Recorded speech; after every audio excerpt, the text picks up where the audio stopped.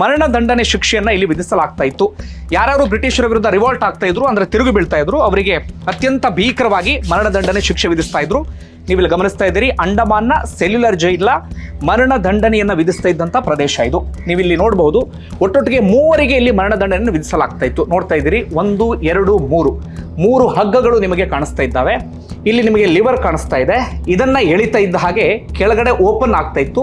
ಅವರೆಲ್ಲರೂ ಕೂಡ ಸೀದಾ ಕೆಳಗಡೆ ಹೋಗ್ತಾ ಇದ್ರು, ಅಂದ್ರೆ ಅವರ ಕಾಲು, ಅವರ ದೇಹ ಕೆಳಗಡೆ ಹೋಗ್ತಾ ಇತ್ತು. ಅಲ್ಲಿಗೆ ಅವರು ಸಾವನ್ನಪ್ತಾ ಇದ್ರು.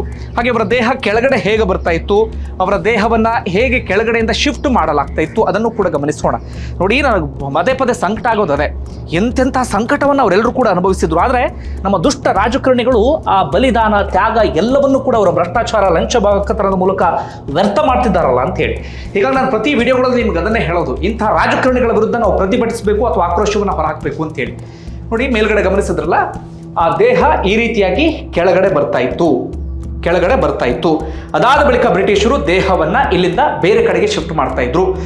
ಒಮ್ಮೆ ಏನಾಗುತ್ತೆ ಅಂದ್ರೆ ಇದಕ್ಕೂ ಮುನ್ನ ಬಯಲು ಜೈಲು ಇದ್ದಂಥ ಸಂದರ್ಭದಲ್ಲಿ, ಅಂದ್ರೆ ಇಲ್ಲಿ ಅತಿ ದೊಡ್ಡ ಮರಣದಂಡನೆ ಶಿಕ್ಷೆ ಯಾವಾಗ ಅಂದ್ರೆ 228 ಜನ ಆ ಬಯಲು ಜೈಲಿನಿಂದ ಎಸ್ಕೇಪ್ ಆಗಿರ್ತಾರೆ. ನಾನು ಆರಂಭದಲ್ಲಿ ಹೇಳಿದ್ನಲ್ಲ, ಸೆಲ್ಯುಲರ್ ಜೈಲು ನಿರ್ಮಾಣ ಆಗೋಕ್ಕೂ ಮುನ್ನ ಈ ದ್ವೀಪದಲ್ಲೊಂದು ಬಯಲು ಜೈಲಿತ್ತು.